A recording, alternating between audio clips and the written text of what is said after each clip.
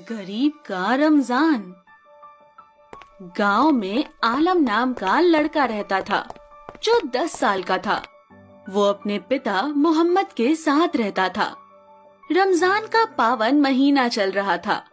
आलम और मोहम्मद भी रोजा रखे थे, लेकिन मोहम्मद अंधा था और इस वजह से वो कोई काम नहीं कर सकता था। आलम अक्सर लोगों के घर में सफाई करता था, बर्तन मांजता था और मजदूरी करके घर चलाता था। उनका जीवन बहुत ही ज्यादा गरीबी में बीत रहा था। रमजान जैसे शुभ घड़ी में भी उनके पास खाने को कुछ नहीं था। मोहम्मद आलम से कहता है, बेटा आलम, तू मत रख रोजा, अल्लाह हमारी मजबूरी को जरूर समझेगा। ये क्या कह रहे हैं आप अब्बा? मैं कितना भी परेशान क्यों ना रहूं, लेकिन रोजा बिल्कुल नहीं छोड़ूंगा। लेकिन बेटा, हम भूख से तरस रहे हैं, ऐसे तो तू रोजा कैसे संभालेगा? बीमार हो जाएगा तू। केवल मुझे रखने दे रोजा। अब्बा, रोजा तो मैं रखूंगा। वैसे भी इतना शुभ महीना है, क्या पता अल्लाह हमारी अर्जियां सुन ले, दुआएं कबूल कर ले। ये तो तूने सही कहा, लेकिन हम रोजा खोलेंगे कैसे? एक दिन का भी नहीं है। आप फिक्र ना करें, मैं कुछ करता हूँ। ऐसा करता हूँ कि सेठ और खाला से अपनी तनख्वाह मांगने जाता हूँ। इसके बाद आलम कुछ पैसों की उम्मीद में अपने सेठ के पास जाता है।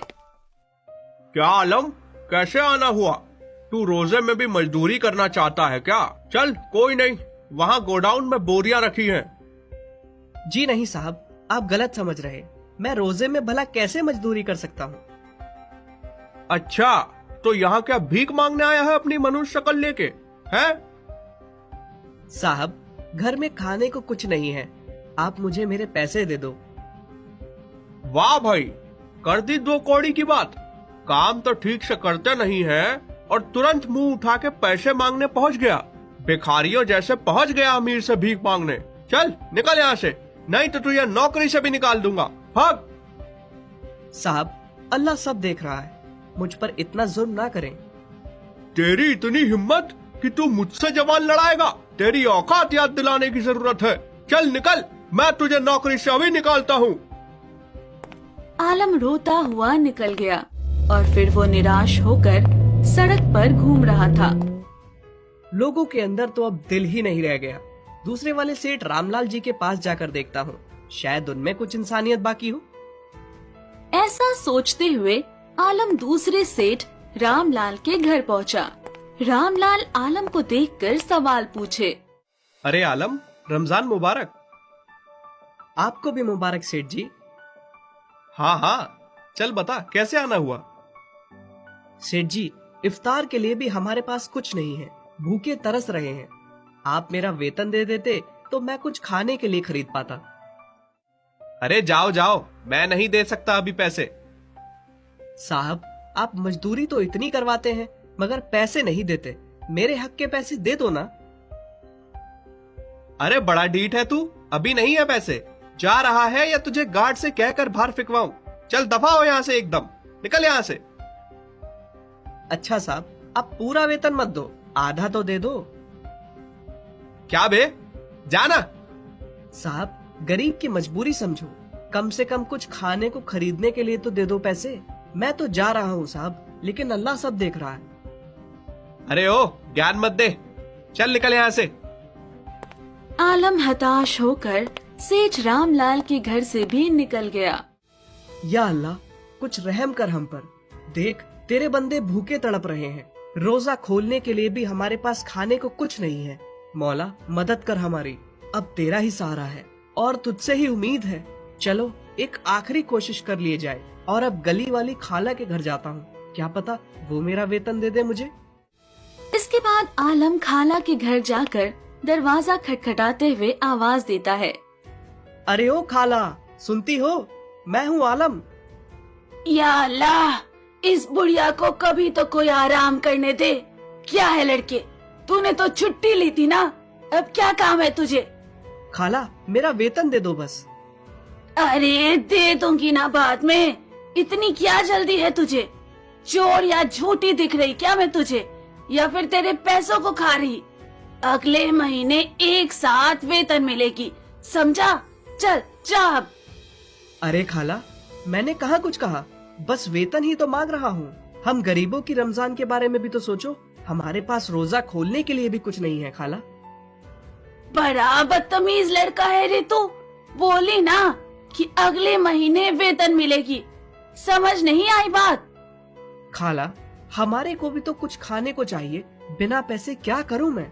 वैसे भी आपसे आपके और पैसे नहीं मांग रहा, बस अपनी मेहनत की कमाई तो मांग रहा हूँ। आप तो अमीर हैं, मुझे वेतन देने से कौन सा गरीब हो जाएंगे? अरे लड़के, तमीज तो तुझमें है ही नहीं बिल्कुल। अब मैं अमीर हूँ तो क्या, हर फकीर को भीख देती रहूं? चल निकल यहाँ से, चल जा। आप अमीर लोग हम गरीबों की इज्जत क्यों नहीं करते? अरे हम भी इंसान हैं। डरो खाला, अल्लाह ताला सब देख रहा है और वहाँ सबका हिसाब होगा। बड़ा जिद्दी है रे तू, इतनी बेइज्जती पर भी यहाँ खड़े बातें कर रहा। ये ले एक रोटी, खोल लेना रोजा, दोनों बाप बेटा। चल निकल अब। आलम उस रोटी को लिए अपने आंसू पोंछते हुए घर को निकल गया, लेकिन तभी रास्ते में उसको एक बूढ़े फकीर दिखे जो बिलक बिलक कर रो रहे थे। या अल्लाह, रहम कर इस फकीर पर। हाय, मैं इस तरह तड़प तड़प कर मर जाऊंगा। अरे बाबा, आप ऐसे मरने की बात क्यों कर रहे हैं? मुझे बताइए, क्या कष्ट है आपका? क्या करूं बच्चा, जान निकल रही है भूख से, मगर खाने को कुछ नहीं है। बस इतनी सी बात, ये लीजिए रोटी। माफ करिए, मैं आपको और कुछ नहीं दे सकता, क्योंकि सिर्फ यही रोटी मेरे पास है। आप इसको खा लीजिए। शुक्रिया बेटा, लेकिन तेरे पास सिर्फ यही रोटी है तो तू क्या खाएगा? मेरी फिक्र ना करिए बाबा, आपको इस रोटी की ज्यादा जरूरत है, आप खा लीजिए। बेटा, तू बड़ा ही नेक दिल है। सब्र रख, अल्लाह तेरी झोली में ढेर सारी खुशियां डालेगा।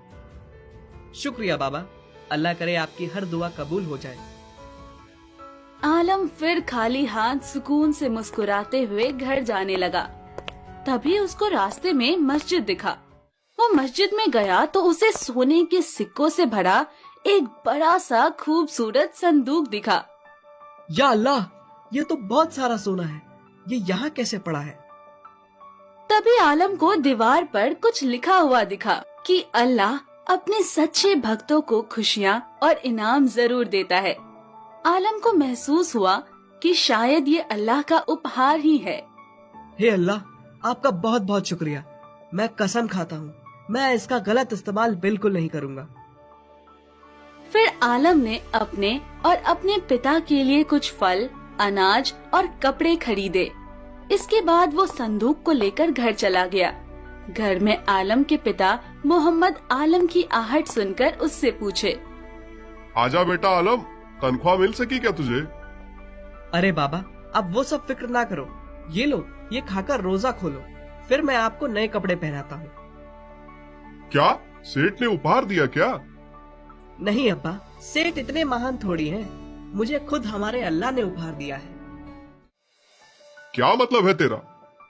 बस यूँ समझ लो, अल्लाह ने हमारी अर्जियां सुन ली हैं और हमारी झोली को ढेर सारी खुशियों से भर दिया है।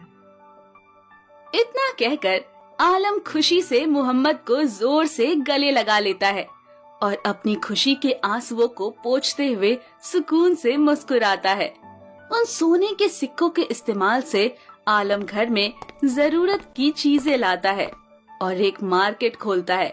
आलम अपने मार्केट को खूब मेहनत से चलाता है और हर महीने गरीबों को खाना दान करता है।